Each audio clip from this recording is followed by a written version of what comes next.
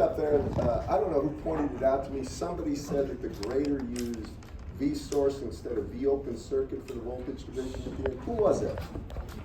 I want to just thank you, whoever you are, but apparently, thank you. But explain to me how it could hurt to get points at it. What?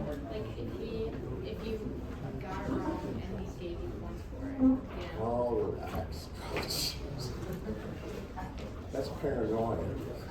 He's trying to do a good job. I'll tell you one of the crazy things I've seen on that exam.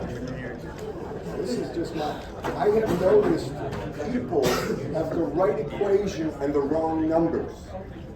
I can't explain that. I mean, you've got to know what VOC means. If you put VOC correctly, then you use the wrong number. Obviously, you're uncertain. You're just taking a shot at it. All right.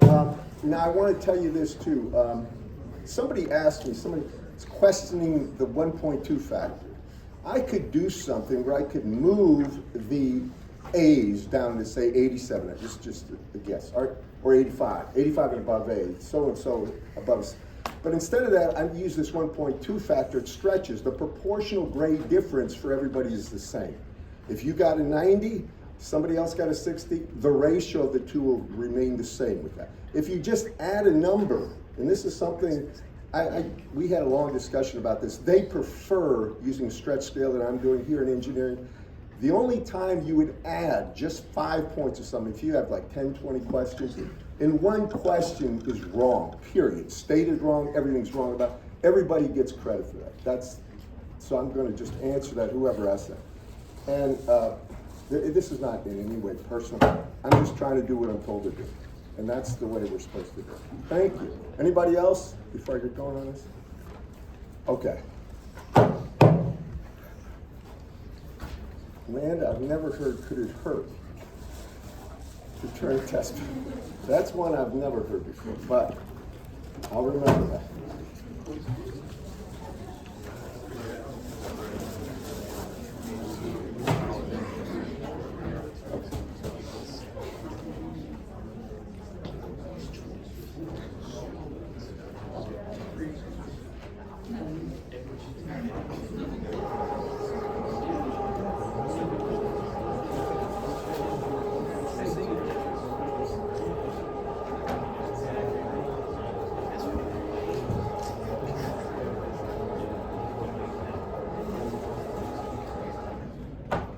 Now for the three-phase power, I'm trying to be very clear about this, but we're missing some people. The thing you want to make sure you do in every case is convert both the load and the source to a YY configuration. I will not ask if it's in a YY configuration what the delta currents are. Do y'all hear me on this? I'm trying to be very clear about this. And what I want to do is sort of telegraph what to expect on Friday. And if you hear me and do what I say, you're probably going to be fine. But please don't do the Thursday night cram and don't even listen to me today. You're going to only hurt yourself, in my opinion. So anytime you have a situation, you can have either Y deltas for sources. Now I'm going to go to the typical thing. Suppose it's delta sources, and I'm just going to show you here. I'm going to have delta sources here. We're going to do some problems, but I want to make sure you understand this is A, B, and C. And I'll call this plus or minus VAB. And all these things are going to have the same magnitude. BBC, DCA.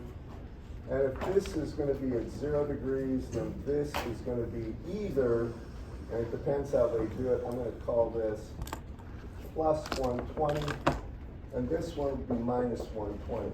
Now the real thing about what I'm going to show you here, that's obviously a delta configuration. I drew it so you could recognize a delta. A Y configuration would have a neutral. And what I'm going to do is take this and put it into a Y configuration. These are sources. So So if it is a Y configuration, this is how, and I'm drawing it this way. It does not have to be drawn this way. I want to make sure you know that. I could have this thing down this way. I could have this thing down here. As long as there's a center point where all three sources connect, it is a Y configuration.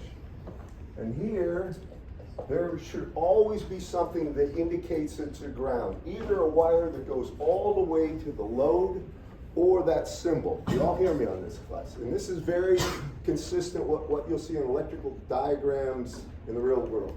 I don't know how many people here are going to be, are industrial engineers and are going to work as in some large complex where you have all sorts of three-phase power coming in. But you'll see schematics like this if you are. And the industrial engineers, from my understanding, do a lot of stuff where they maintain process. And they have to make sure that they're in compliance with the power factor business.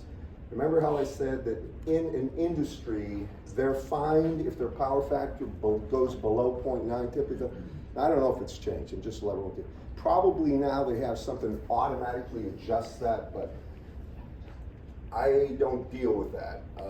I'm just telling you things in the past that have been a concern. So I'm just going to say this is going to be A, this is B, and this is C.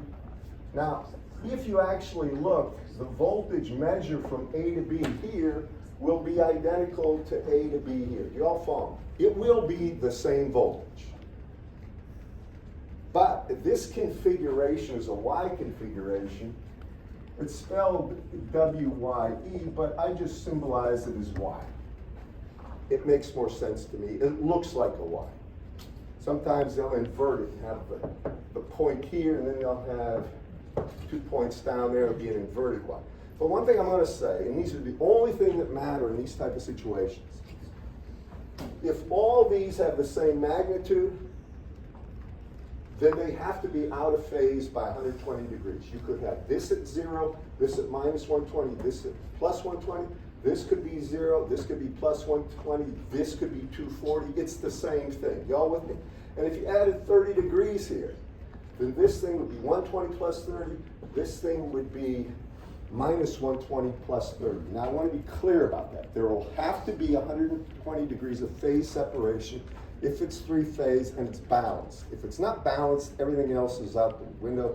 That's way beyond the scope of this class. That's called a fault. Something wrong. We'll always take this and turn it into this. Now this is VAN, and so what I'm going to do here, if this is at 30 degrees, VAB is called V delta in the book. It is the magnitude of the delta voltage. Do y'all follow me? It doesn't matter if they say it's VAB. If it's between point A and B, it's a delta. In that case, the VN here, and I'll just put it this way. For this, this is a neutral, so VAN will have a magnitude of VAB, and I'm going to put a magnitude there, which is really V delta, but it will be divided by the square root of 3, and the angle will be, in this case, 0 minus 30 degrees. Do y'all follow me? That would be the relationship if you're given a delta voltage. How do you get the Y equivalent? And we only do the A phase. Do y'all hear me? You don't do all three phases. In the book, he will ask for the value of currents for all three phases, something like that. You just add or subtract 120 degrees to the current you calculated. The magnitude is the same. Do y'all follow me? Now, I'm not going to ask for those other parts. The only thing you care about is going to be the Y phase curve, really the A to neutral voltages and the A. There's also going to be something, and I'll just try to show you this without making it too complicated. You're going to have a line here, and the line may have an impedance. It doesn't have to. And then, now I'm going to just show you one. There would be 3 loads here. They would be Z, say it's a delta load, okay? Matter of fact, let me do this. I'm going to say it's a delta load, so it'll look like this. Then I'm going to turn it into a Y. Sorry, this is an upside down delta. It doesn't matter if it's, the small letters are associated with the source voltages in this book. Large letters have to do with the actual load. And these are all Z delta. Now, I've gone ahead and I'm only doing the A phase, so I might as well just erase these other two because they're just a distraction.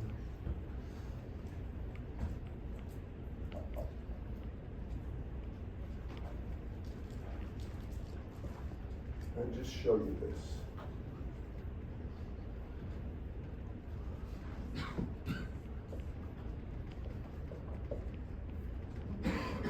Smaller.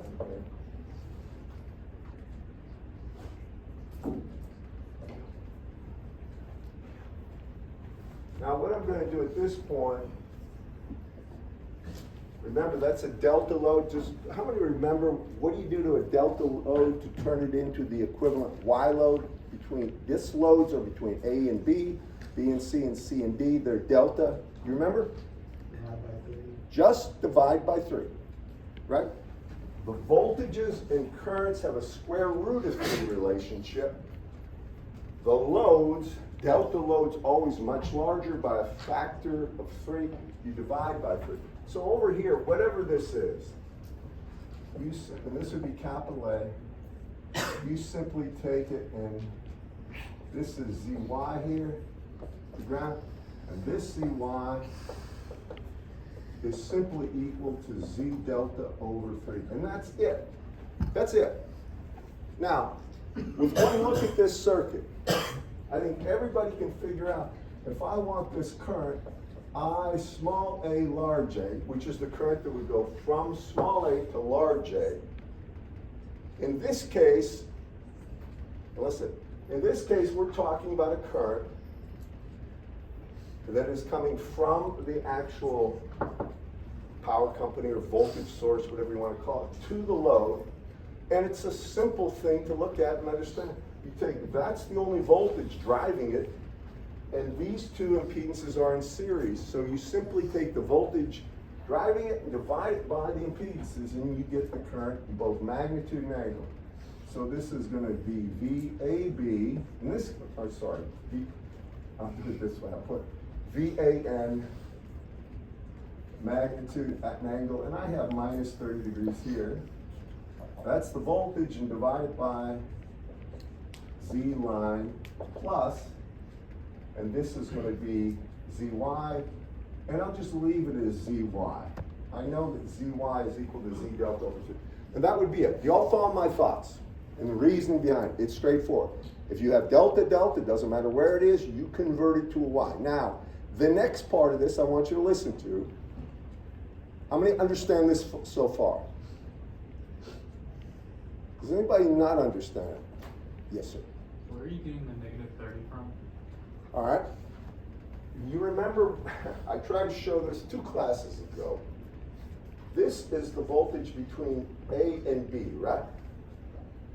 This is the voltage between A and N. Now, I'm not going to spend a lot of time on it, but just follow me on this. I'll try to make it clear. And pictures are always the best way to think about this.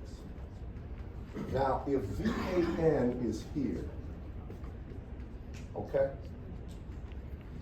And if I looked at this voltage, the way the book has it, he'll call this VA or VN, right? Now, just listen to me now. VAB would be VA minus VB. Y'all follow me? Okay. If I take this, if I have VAN, I'm subtracting this vector from it. I literally invert it to be tip to tail. This would be minus VBN. Y'all with me? I just take it, flip it, and that. This magnitude, and we can break it down if you want to, you can do this. This angle is going to be, right there, it's going to be 60 degrees. You can go ahead and do this where you're going to get the, this value, VBN times the cosine of 60 here. And then you're going to get that in, and then you can do this. At the end of the day, when you do the trig on this one, it'll be the square root of 3 times VAN here in magnitude. And that would be VAB. Okay, that's how come. The square root of 3 appears because no longer is the voltage measured between point A and the neutral or ground, but it's between A and B, 2 points. That's the only reason. With me? And there's always going to be a 30 degrees phase increase in A to B. If you start with VAN, whatever that angle is, you add 30 degrees to get VAB. And vice versa. If you have VAB and you want VAN, you divide by square root of 3 and subtract 30 degrees. So it goes either way. Now, back to this thing. Does everybody, how many follow me on this? And that's a decent question. With me? Now, hear me on this. So far, we had only one load, right? What if the next load over here were 3 loads, but they were in a Y? And I wanted to calculate the line current then. What would I do? The only thing I would do, if you have another load, we're only doing the A phase here, and it's a Y, I'll call that, this is going to be ZY1, delta 1. You'll simply put it in parallel. And this would be ZY2. And if it's a delta, just turn it into a Y, right? By dividing by 3 in magnitude. You all follow me on this, class? I'm trying to be as clear as I can. Now, what would this current be if you have 2 loads? What's the only thing you have to find out? The difference. Anyone? There are no really wrong answers. The equivalent of those 2, right? So they're in parallel, and you would have to find the parallel equivalent now for the load. You all follow me? That would be the load you would use when you calculate I small a capital A. With me? How many understand that? I'm trying to lay out the steps. First step, always turn everything, sources or loads, into the Y equivalent. Second thing, if there are parallel loads, they're in parallel. They always take the delta into a Y first. Then find the parallel equivalent. Third, find the line current small a, capital A by dividing the source voltage, VAN, by the total impedance it's in series with. Now that's it. If I asked you for this, and I'm asking a question that's related to the past test, but it should be obvious. Now, I didn't put values down for Z line. Suppose there's a real and imaginary part. All the voltages we're going to be using here, or currents, are RMS. Remember that. So if I wanted the power lost here, how would you get it? If you have the current in the line. I squared times the real part, right? How many understand that? That's it. That is it. If I wanted the voltage, basically, usually, I want to tell you one thing. Usually they don't give you this voltage. Usually. What they do is give you this voltage. Remember, they'll have like the V on the load end or line. They'll have like 220 at 0 degrees. Do you all remember that? Usually, but not always, they'll give you this. Sometimes they'll give you that, the voltages. But if they give you this and you wanted that voltage, I mean, honestly, find the equivalent of 2 parallel loads, divide it by the voltage they have, and you have the current. Do you agree? Once you have the current, and you want the voltages here, if that was the issue, you would take that current and multiply it by the line voltage to get, the line impedance, to get the actual voltage here. Then you would add this voltage, whatever it is, and I'm being kind of inexact about this. Say it's 220 at 0 degrees. I would take that and I would add this to it, and then I would find the voltage here. Do y'all follow me? You'll have a different angle too. Now, we did the power factor stuff, and that that's something we could also throw in here, and he does. But the key thing is understanding how to take a Y system or delta system and turn it into Y and do the analysis. Now I want to do at least one of these problems for homework. I don't know how many tried the homework I gave. I'm just asking for an honest answer. If you didn't, please listen. Now's the time to really turn on your ears, listen carefully, because I'm trying to be as clear as possible about this. I understand Vanderbilt is here, and it's going to be an early game at 11:30, is that right? Now, I know you got friends probably coming in from Tennessee, you got a lot to do. Please take time between now and Friday to study. That's the only thing I can do. Can't make you do it. But I can ask you, and the sooner the better. Because when your friends arrive, this is something I've known, my house is not a crash pad anymore. But when I was a bachelor, everybody and his brother knew my number that graduated from Auburn, it seemed like. And I always had a house full of people on Thursday evening. And just about nothing could get done if I was home, so I'd have to do anything I needed to do, work-related, in the office, and come home and put in earplugs and go to bed. Now, I don't know if your friends do that to you, but that used to be the normal course of action. And then you would do that when you went to Tennessee and crash on everything. All right, now, I'm curious about this. Class doesn't seem to have this kind of problem, which is fine. How many here have other folks coming in from other states or other places for the game? I'm just curious. Almost no one. Wow, maybe 3, 4. In the past, probably a quarter of the class had people. That or they haven't called you yet, which is possible. All right. So look at problem 833. I can't give you a better hint than this. If you don't want to listen, you don't have to, but this is problem 833. And it says this: an ABC balanced Y-connected source is known to have a phase voltage, so they now give you this. You'll notice this voltage is not 0 degrees. They say this voltage, VAN, is 180, but it's at 30 degrees, and that's volts RMS. Then they say the load is a balanced Y in parallel with delta. So over here, they have a balanced Y load in parallel with the delta.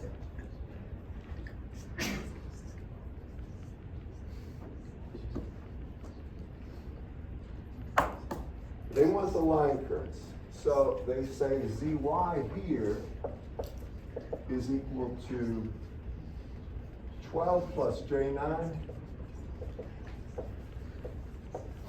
And they have Z delta, these are the loads, is 30 plus J12.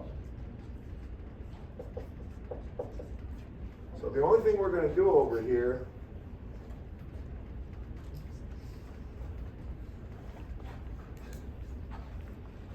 there's no line, there's no impedance between small a and large a. And I'm going to call this small a here. So it's just a straight shot. And then over here, they have two loads.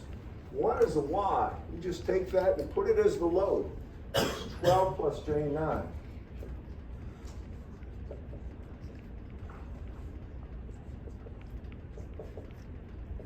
Now usually they indicate the neutral where the loads are with a capital N, and the neutral here with a small n. So if you ever see anything that has a difference in the symbol they use for ground, that's the only difference. Y'all follow me? That's the first load. The second load is this. What do we do with that to get it into a Y configuration class? Everybody should know this. Divide by 3. That's it. So you divide by 3, and you get 10. and J4. Now, they want this current, small a, capital A. That's usually termed the line current. I'm going to be just careful about this. There are some oddities in the terminology used. I will give you exact information. If I want that current, I'll say I want I small a cap A. I'm not going to use something where you're unsure of what I mean. All right, so this is a smart bunch. What's the first, well, what's the necessary step you're going to take here? Yeah, here's where mistakes are made. I promise you this. You think I'm kidding? They'll take 12 in parallel with 10, and then they'll add it to 9 in parallel with 4, J4. You all hear me? You have to do something, either multiply the two, or like multiply this times that and divide by the sum of both, or you take 1 over the first and 1 over the second. Do you all hear me? Because you think I'm joking. You wouldn't be that stupid. Trust me, I see this, and I don't know what to do about it, except alert you to the fact that I've seen it before. Please don't make that mistake. If you're here, don't make that mistake. So I need an equivalent impedance to that, and I'll put it right here. I know you got 180. Can you do that for me? At 30 degrees, we're going to get the whole, everything about this. I want one equivalent impedance here of these two. Can anybody do that? Take 12 plus J9 times 10 plus J4 and divide it by 22 plus J13. Just do it. See what you get. I promise you, people are going to make mistakes. They're going to say, I can't make a mistake. You can. I see it every day. Whenever you're punching numbers, there's always a chance of a mistake. That I can assure you. If I've got it in front of me, I use MathCAD, so what I see is what I get.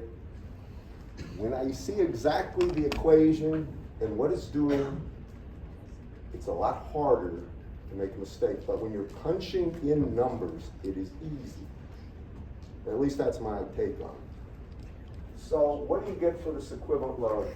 A real and imaginary part, if you don't mind. Rectangular, by the way, means a real and an imaginary part. Polar is a magnitude and an angle. I want to be clear about that. I had somebody bring that up. Rectangular is just like 5 plus J6. Polar would be like 9 at an angle of 30 degrees.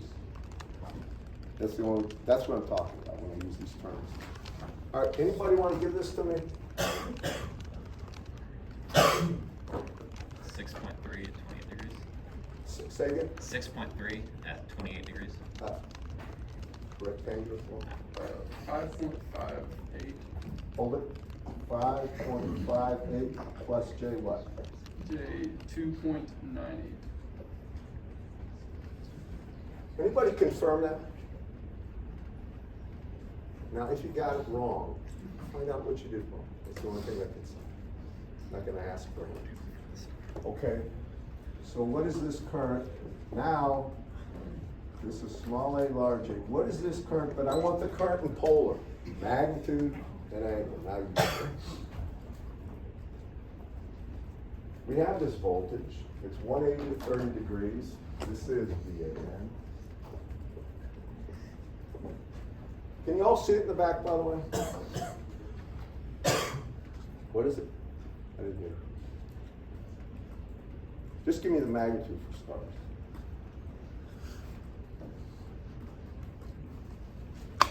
I'm looking down here. You got it or not? Anybody have it?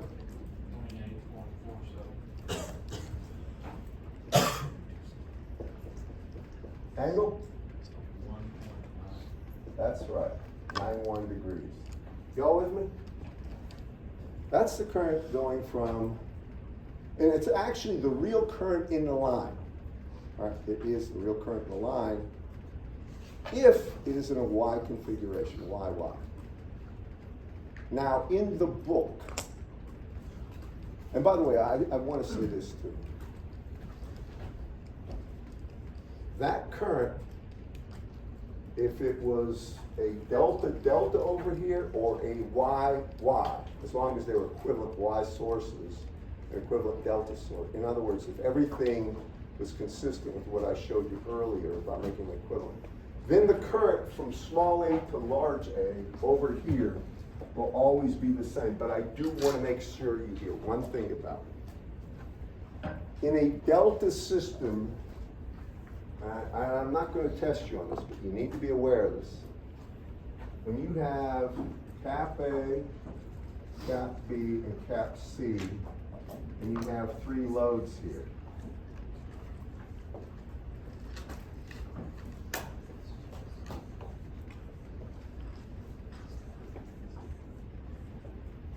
Now, the current here, I, small a, large a, will be the same, but I want you to listen to me on this. The voltage between here and here is VAB at some angle, and the current between here and here will be I, small, or capital A, capital B. You all follow me? I'm just trying to show you something. Now, there'll be another current here. And that's I, and this would be AC. And it will have a different angle. Now listen to me on this. Now for whatever reason, if they give you this current here, it is not this current.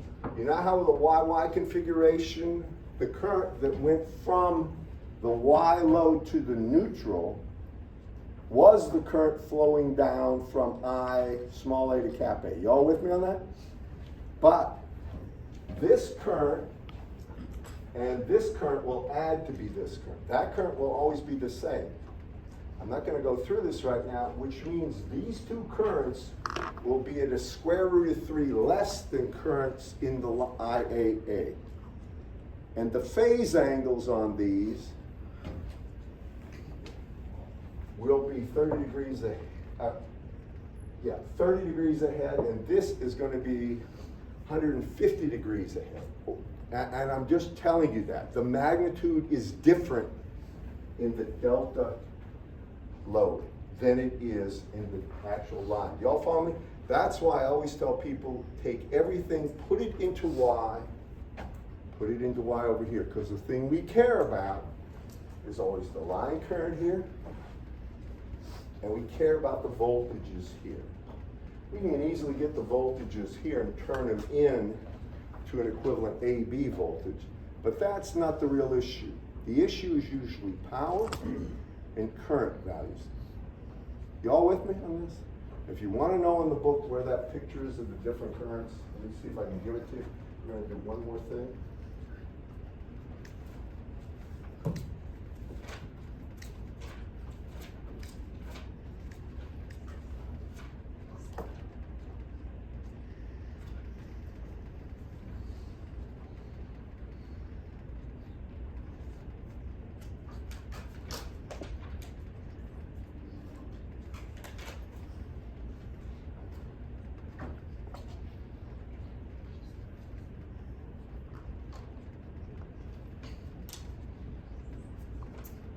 Now, if you look on page 262, 262, it doesn't have the drawing I'm looking for.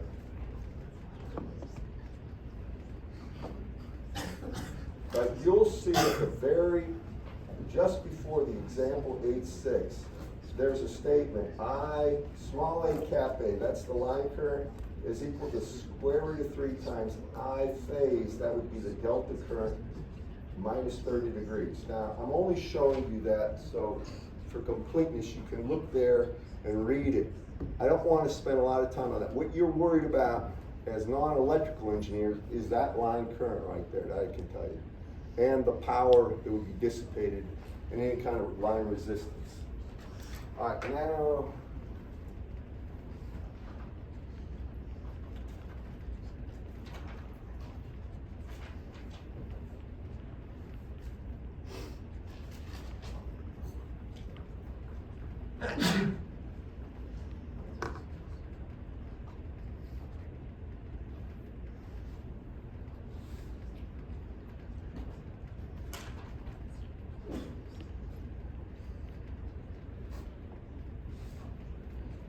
write down, I expect you to know how to do problem 837. It's literally the same exact template, different values. 837.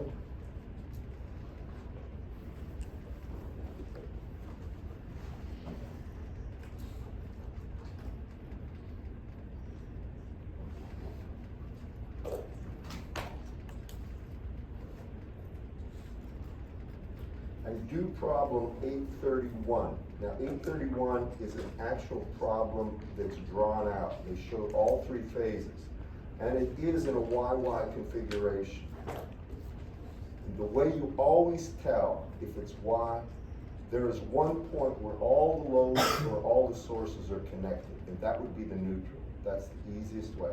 For a delta configuration, there is no point where all the sources are attached to it. That's the difference. And I want to tell you this much. Now, you look at the three-phase, these lines, voltage lines that are from like Martin power plant or something like that. They'll have three wires in the air, and the voltages between those wires are the delta voltages. It would be like A to B, B to C. The ground can carry currents, and it does. I want you just to know that. But the fact of the matter is, when they deliver power, they try to have the most voltage they can, the highest possible voltage. And because power is proportional to voltage times current, so they'll have the smallest possible current required, because current is a thing because the I squared R losses in the line, and they try to minimize that. And I'm trying to be clear about this. That is the reason the voltages on some of these lines, I don't think there's any line Alabama has. It's like, I think the highest I've heard of 750 kV for voltages, and I think this is in Virginia, but West Virginia and out west. Here, I think it's 500,000 volts is the largest voltage that they'll have on any of these three wire lines. You should know this. You're going to live in a residential area. The voltage that actually runs down the street, where you see a transformer that's used to get the actual voltage just, is one phase of a three-phase system, and that's 7,000 volts, RMS. Now, it's not a lot, but it'll kill you if you get up there and try to screw it. So you gotta stay away from that. It's stepped down to plus and minus 120 volts, or plus or minus 117. When you have dryers, things of that use a plug that has 4 prongs, you know what I'm talking about here? If you do, let me see your hands. I'm trying to just give you some practical advice. We're talking about that. If you don't know what that is, take your dryer and unplug it. Look at the plug. Then plug it back in. Now, that is it's plus 120 to ground and minus 120 to ground. It's called a center tap transformers that's used for that to get from 7,000 volts down to 120. Do not ever go up one of these poles and try to get to the other side of the transformer. They'll usually have ceramic, they look like poker chips stacked on each other, but they're with a kind of fat. That is a ceramic insulator. If you get near that thing with somehow, and this is one of these things that it is done. I'm not saying something that could never be done is never, it is done. People get killed, and they mess around up there with an aluminum ladder, and they end up touching close enough so that there's an arc to their finger, and they're dead. 7,000 volts with no power limitation will kill you in a heartbeat. Do not do that. This is just practical, because some of you are probably going to have to work around stuff like this, especially if you do anything with cell phone towers. I know this because I've had to do it. Just stay always on the other side. Never, please do yourself a favor, never get up a ladder and try to get near that big transformer, because you're only asking for more trouble than you can imagine. And of course, I was young once. As a young guy, nobody could tell me what to do. My best friend, when I was in high school, got killed when he was 18 on my birthday. And it was a sad thing. And it was related to going up a pole on a dare, and he was drunk. So that's part of the reason I'm talking this. Anyway, now, back to this stuff.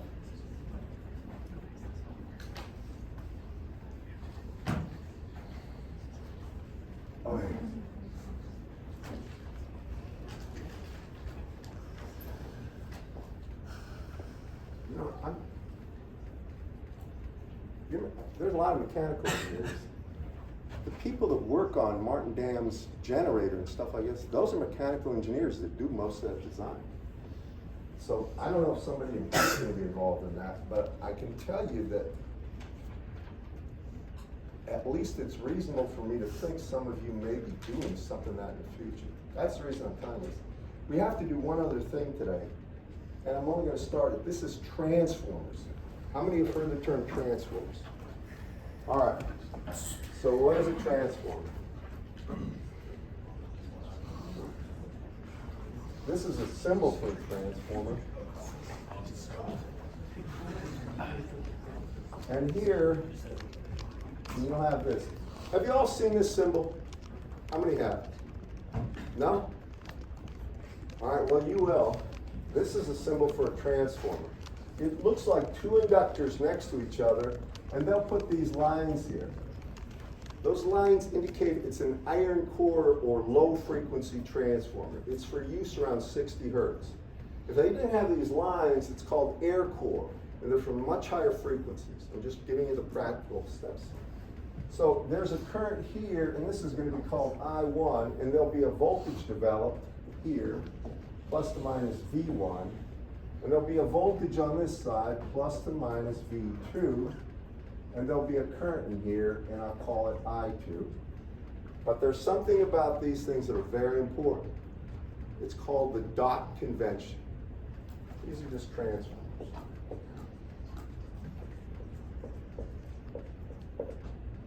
And there'll be a dot here and a dot here.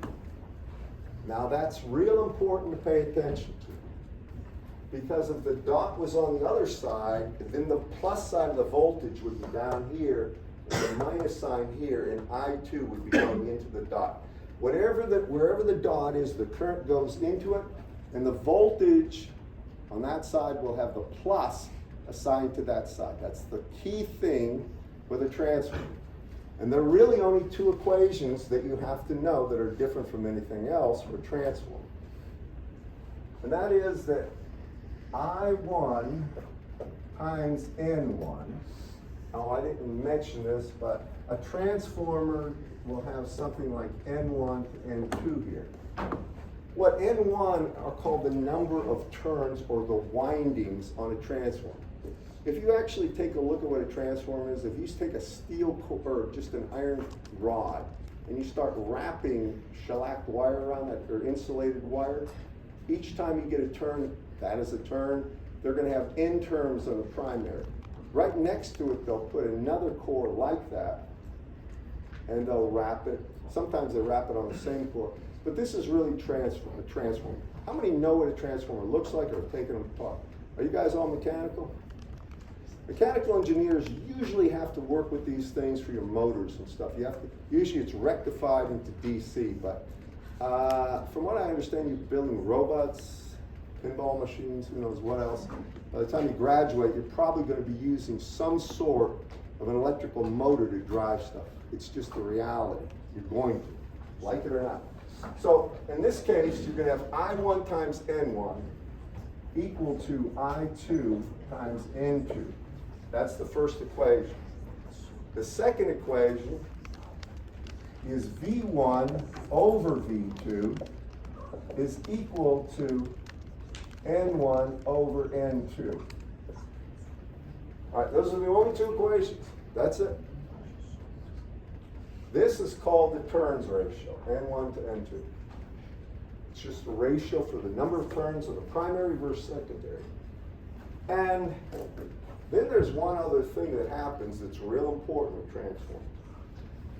There's going to be a load attached to this. This is called the secondary. And over here, there's usually something where you have a source voltage, which happens to be V1 in this case. Sometimes there'll be a resistance here. I'm trying to give you this setup so you understand the reason. Now, there'll be a load over here. Call it Z load. And it's real important to follow me on this part. Then I'm done. What they would like to do is find out if there's a load ZL here, what would the equivalent loading be on these 2 points if we remove the transform? You all follow me? They need that so they can figure out the current I1. And instead of going through a series of calculations every time, well, 3 or 4 things, they want something called the reflected impedance from the secondary to the primary. This is the secondary, this is called the primary side. Okay, so over here, if you look at this, I can say that ZL here, this is a voltage, V2, that ZL itself, in magnitude, would be V2 divided by I2. Do you agree with that? Voltage across it, current through it, has to be the impedance. Do you agree, class? All right, now, if I look at this, what I want to do is say what the reflected impedance is here. So if I want the impedance here, and I'll call it Zn, I'm going to remove that transformer core in a second. I'm going to just put a single impedance to take care of everything. Well, that impedance, and I'll call it Z load, or Zn, right there, I did call it Zn, is going to be equal to V1 over I1. I think everybody agrees with that. You with me? So if that's that impedance, then I can go ahead and say V1 here is equal to V2 times N1 over N2. So I can say it's V2 times N1 over N2. And I'm just replacing V2, or I'm sorry, V1. I'm replacing V1 by V2 in the turns ratio. So I can say here V1 is equal to N1 over N2 times V2. And I divide it by I2. Well, I2 is I1 N1 over N2. I mean, yeah, it's I2 N2 over N1. So that's going to be I2 times N2 over N1. Everybody with me on that? Now if you look at that, the ratio of V2 to I2 is the load impedance. Can everybody see that? All right, so this is going to be equal to the load impedance, but then the ratio is squared. It's the load impedance times N1 over N2, and it's squared. And this is real important. So that means I can take this circuit and get rid of everything over here and just replace it with this. I can say I have VS here, whatever that is. I'm looking for maybe I1. Here's where V1 would be. And now, this is simply ZL times N1 over N2 squared, and I can easily get this current by taking VS over ZL over N1 over N2 squared. Now the key thing I'm going to tell you is this. If you're looking at this, usually they have a turns ratio where N1 here will be 1, and then there will be some small value of N. So it's saying for every 1 term on the primary, there'll be N terms in the secondary. This is real important, what I'm about to tell you. Now, the more turns there are, the higher the voltage. That's it. If there's 100 volts here, and that small N is 10, there's 1,000 volts here. You all with me? The second thing is, wherever the turns, or wherever the voltage is highest, the current is lowest. But there's one constant thing with a transformer. If you take V1 times I1, that will be equal to V2 I2. Now if you think about that, it means there is no power loss. Power is proportional to V times I. You with me on this one, class?